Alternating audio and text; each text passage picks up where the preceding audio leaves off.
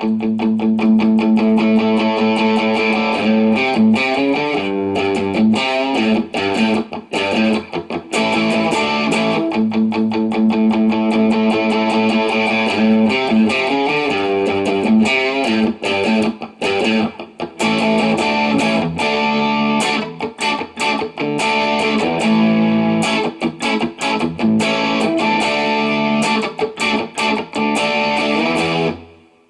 guys, Howard here with Living Loving Maid from the mighty Led Zeppelin, of course.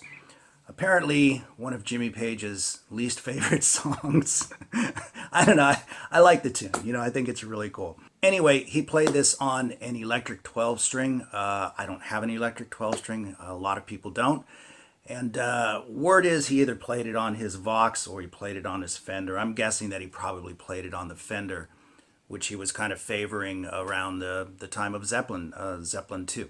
So I'm just doing it on 6 string, and I'll show you how I do it on 6 string, like I play the octaves out the chute and stuff to kind of emulate the 12 string a little bit.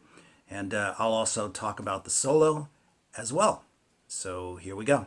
And I'm just using my Fender Telecaster straight into my Orange Crush practice amp, okay? And I start this out with octaves. I've got the open A string and then the fretted octave on the 7th fret on the D string, and I'm just muting in the back here, and you just kind of start off softer and then get louder and kind of open the mute up.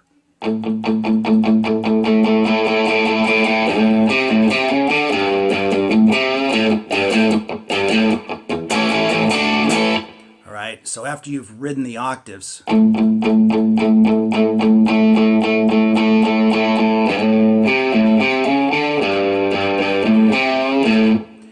see that riff on the screen with the tab, but here it is nice and slow. And I give that C note just a little bit of like a quarter bend, give it a little bit of a bluesy feel.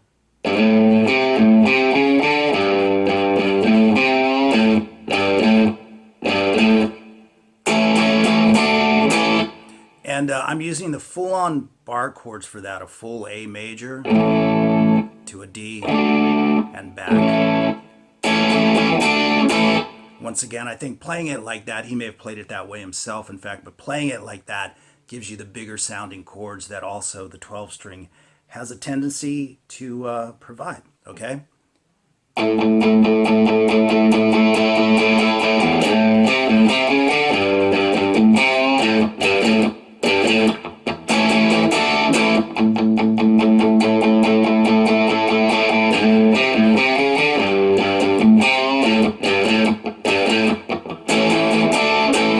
Obviously, you do that whole bit twice, and then we go into the next section. There's a wah-wah guitar on top of this as well. But the basic groove on these chords is just the opposite. You're starting with the D, and you're going to the A. But Jimmy's got a great little pocket going here, which of course he does on many Zeppelin tracks.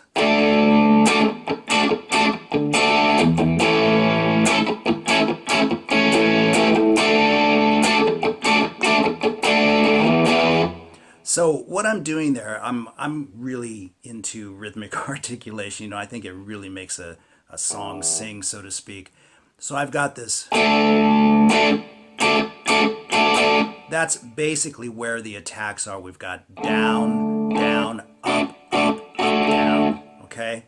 And then you've got just the chugga chugga R&B stuff in between, where you're kind of muting, letting the pressure off the chord just enough where you get the staccato muted strings.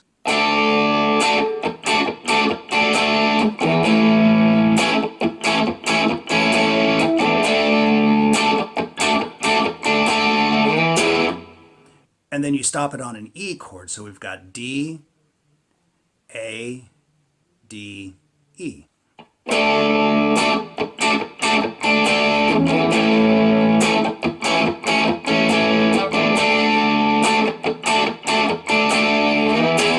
And stop that E chord nice and tight.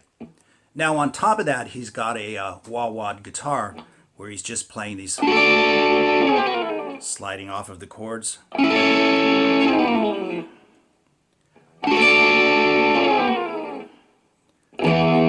Like so. I don't have a wah plugged in right now, but you just kind of, press the wah and release it to get that cool kind of, well, wah wah tone, right?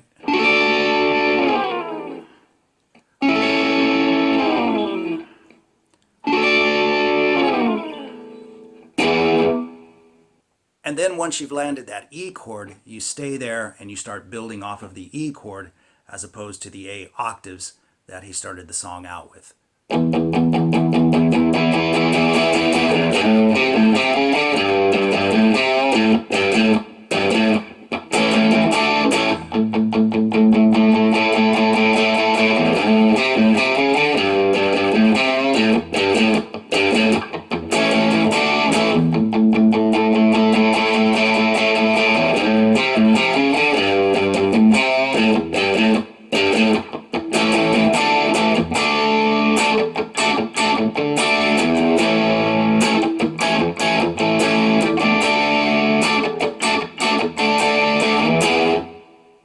So I trust that you can listen to the original recording and you can easily identify where they lead off with the E chord or where they lead off with the A octaves, because it kind of bounces around a little bit in the arrangement, okay? So those, in a nutshell, are all the parts, the rhythm parts to the tune, okay? So which brings us to the solo. So let's talk about that a little bit. So the solo is one of those short, sweet ones from Jimmy, and they're always great. It's just a cool little solo. It's not terribly difficult to play, but as a note, I was using primarily the bridge pickup for the rhythm guitar parts, and for this I've switched to the middle position for a little bit darker and a little bit warmer tone.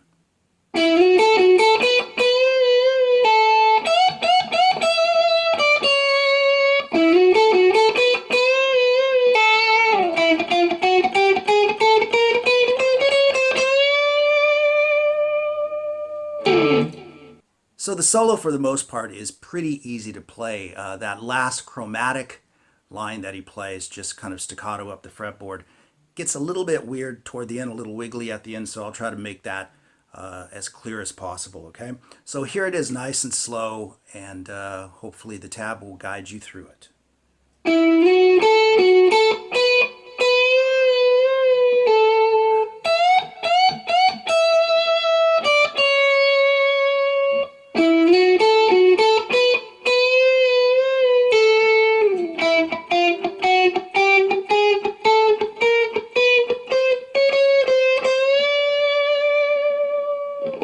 So I will kind of walk you through it a little bit just to clarify a couple of things. First off, the first bend is a half step, a very bluesy bend. So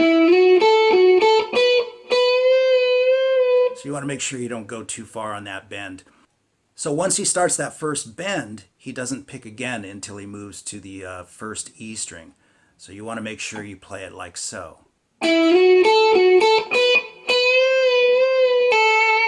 That is a pull-off at the end after the double bend.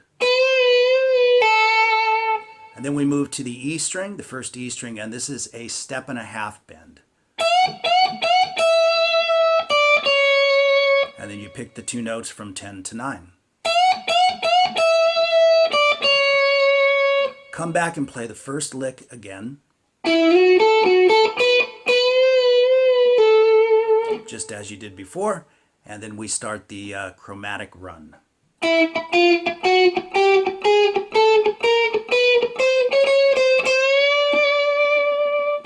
Okay, so about this lick, he's just moving chromatically all the way from the 5th fret on up. I use my first 3 fingers for the first 3 notes. That way when I get up here, I'm in place to play the... So it's...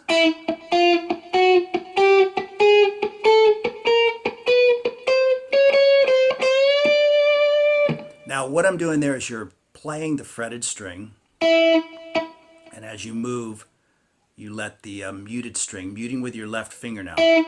Just take the pressure off and pick the string. In between each and every note. Like so.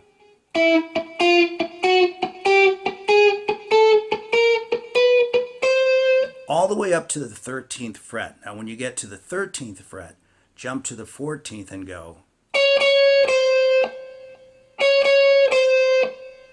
So it's 14 twice to 13.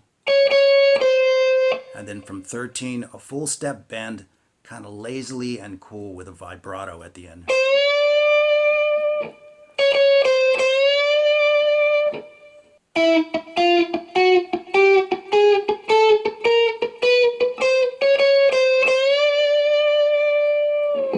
And then you're back to the tune.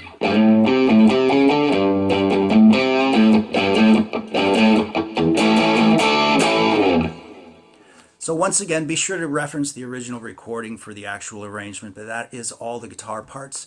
And once again, I kind of like the tune, you know? I guess Jimmy didn't like it too much. Anyway, I hope you enjoyed it, and we'll see you soon.